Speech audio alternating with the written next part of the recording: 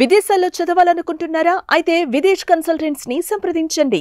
MLA కోట MLC ఎన్నికలకు notification రావడంతో AP రాజకీయాలు రసవత్తరంగా మారాయి. ఎమ్మెల్సీ పదవుల కోసం ఎప్పటి నుండో ఎదురు చూస్తున్న కూటమి నేతలలో ఆశలు ఒక్కసారిగా చిగురించాయి. 5 ఎమ్మెల్సీ స్థానాలకు కూటమిలోని 3 పార్టీలు పోటీ పడనున్నాయి. దీంతో ఎన్నికలలో గెలుపు కంటే కూటమి అభ్యర్థుల్ని ఎంచుకోవడమే అసలు సమస్యగా మారింది. ప్రస్తుతం ఎమ్మెల్యే కోట ఎమ్మెల్సీలుగా ఉన్న 5 సభ్యుల పదవీకాలం మార్చి 29లోగా ముగియనుంది. ఎమ్మెల్యే కోటాలో ఎమ్మెల్సీలుగా ఎన్నికైన జంగా కృష్ణమూర్తి, రామారావు, అశోక్ బాబు, యనమల రామకృష్ణుడు, తిరుమల నాయుడు పదవీకాలం మార్చి 29తో ముగియనుంది. ఈ నేపథ్యంలోనే ఎన్నికలు నిర్వహిస్తున్నారు.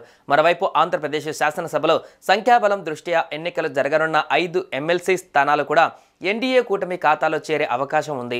అసెంబ్లీలో మొత్తం 175 మంది సభ్యులు ఉన్నారు. పోటీ చేసిన వారిలో అత్యధిక ఓట్లు వచ్చిన 5 ఎమ్మెల్సీలు అవుతారు. ఈ లెక్కన చూసుకుంటే ఒక్కో సభ్యుడిగా 35 మంది ఎమ్మెల్యేలు ఓటు వేయాలి. వైసీపీకి ఉన్నది 11 మంది సభ్యులు కాబట్టి పోటీ చేయడం కూడా కష్టమే.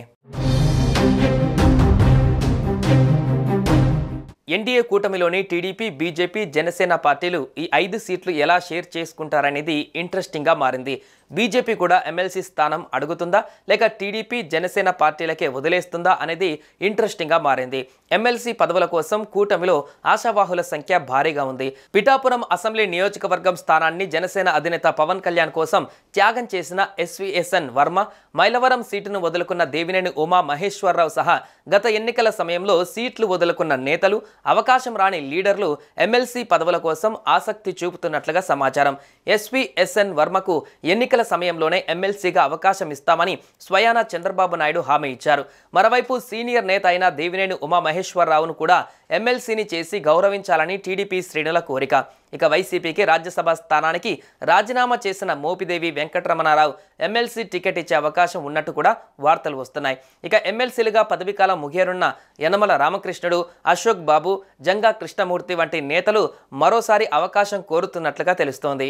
టీడీపీలో పోటీ ఇలా ఉంటే జనసేన నుంచి పవన్ కళ్యాణ్ సోదరుడు జనసేన ప్రధాన కార్యదర్శి నాగబాబుకు ఎమ్మెల్సీ అవకాశం ఇస్తారా లేదా అనేది ఆసక్తికరంగా మారింది.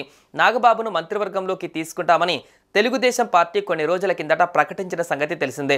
ప్రస్తుతం ఆంధ్రప్రదేశ్ మంత్రివర్గంలో ఒక్క స్థానం ఖాళీగా ఉండగా ఆ స్థానాన్ని జనసేనకు కేటాయించి నాగబాబుతో భర్తీ చేయనున్నట్లుగా చెప్పారు. ఈ నేపథ్యంలో నాగబాబుకు ఎమ్మెల్యే కోటాలో ఎమ్మెల్సీని చేసి ఆ తర్వాత మంత్రిని చేస్తారనే వార్తలు వినిపించాయి.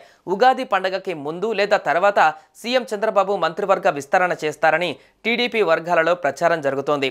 నాగబాబుకు మంత్రి పదవి ఇవ్వాలి కాబట్టి విస్తరణ ఖాయమని భావిస్తున్నారు. ఇక బీజేపీకి ఈ ఎమ్మెల్సీ ఎన్నికలలో అవకాశం కల్పించడం అసాధ్యంగా కనిపిస్తోంది. రాజ్యసభ సీట్లను కేటాయిస్తున్నారు కాబట్టి ఆ పార్టీకి ఎమ్మెల్సీ సీట్లు ఇచ్చే ఛాన్స్ లేదు. అయితే ఆ పార్టీ ప్రయత్నించే అవకాశాలు ఉన్నాయి. కానీ విజయసాయిరెడ్డి రాజీనామా చేసిన సీటు బీజేపీ కోసమేనని చెబుతున్నారు కాబట్టి ఛాన్స్ లేదని టీడీపీ వర్గాలు చెబుతున్నాయి. సుమన్ టీవీలో మీ పర్సనల్ అండ్ బిజినెస్ ప్రమోషన్స్ కోసం కింది నెంబర్కి కాంటాక్ట్ చేయండి.